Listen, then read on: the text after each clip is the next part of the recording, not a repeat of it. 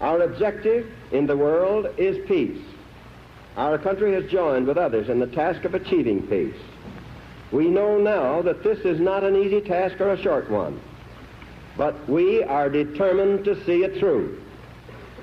Both of our great political parties are committed to working together, and I am sure they will continue to work together to achieve this end. We are prepared to devote our energy and our resources to this task because we know that our own security and the future of mankind are at stake. And right here, I want to say that no one appreciates more than I the bipartisan cooperation in foreign affairs which has been enjoyed by this administration. That was President Harry Truman in 1950, giving his State of the Union address, where he lauded the historic bipartisan shift in U.S. foreign policy from isolationism to leading the international coalition against Soviet communism.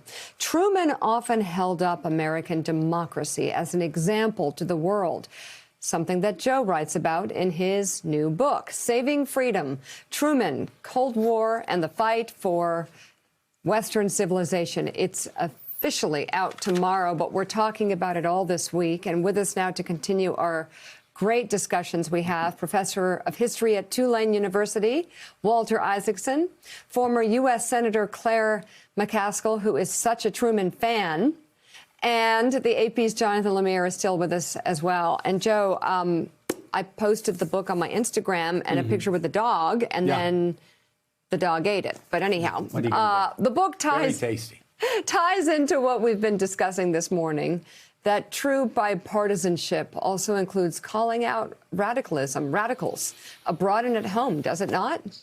I mean, it really does. And Harry Truman, he believed in the green light, but his green light was bipartisanship, American democracy, a democracy defined by Madisonian checks and balances, constitutional conventions, political traditions that separated the United States from tyrannical countries, and that separated what Harry Truman did in his time and the 7 presidents that followed him with what we've seen over the past 4 years and especially over the past several weeks. You know, unlike Donald Trump and the Brexiteers, Harry Truman believed in surrounding himself with experts, the best and the brightest and the swiftest political athletes available. And I will tell you, while I was writing the book, we've got Walter Isaacson here.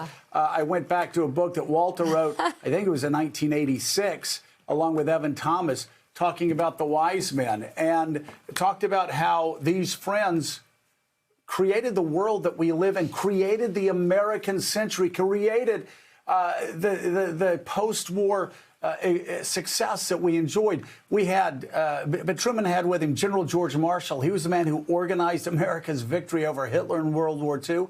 Dean Acheson, who Walter talks about, he was an architect of a U.S. foreign policy that contained and defeated the Soviet Union. George Kennan, the man who dramatically warned of Stalin's designs on all of Europe and argued that containment was the only way we could protect freedom, not only at home, but across Europe.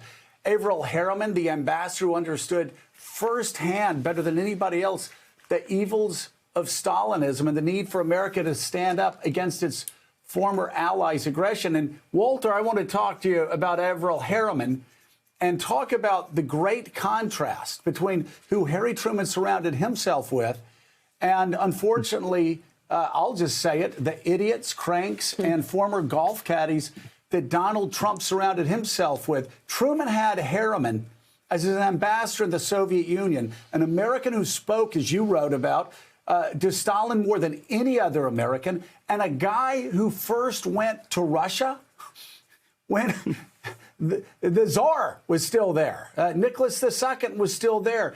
He understood his job better than anybody else in the world could. And you could go down the list with whether it was Kennan, whether it was Acheson, whether it was Marshall.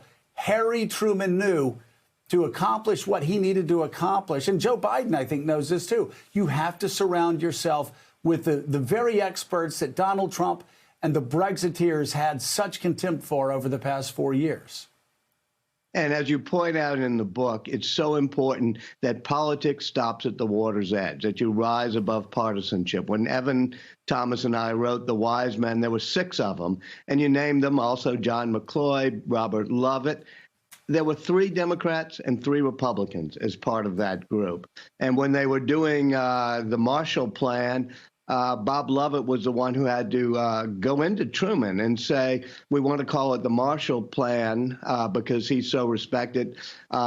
And Truman said, yeah, if you call it the Truman Plan, those damn Republicans might jump on me. And Lovett had to say, you forget, Mr. President, I am one of those damn Republicans. In other words, one of Truman's closest advisors was, like McCloy and like others, Republicans. Thanks for checking out MSNBC on YouTube, and make sure you subscribe to stay up to date on the day's biggest stories. And you can click on any of the videos around us to watch more from Morning Joe and MSNBC. Thanks so much for watching.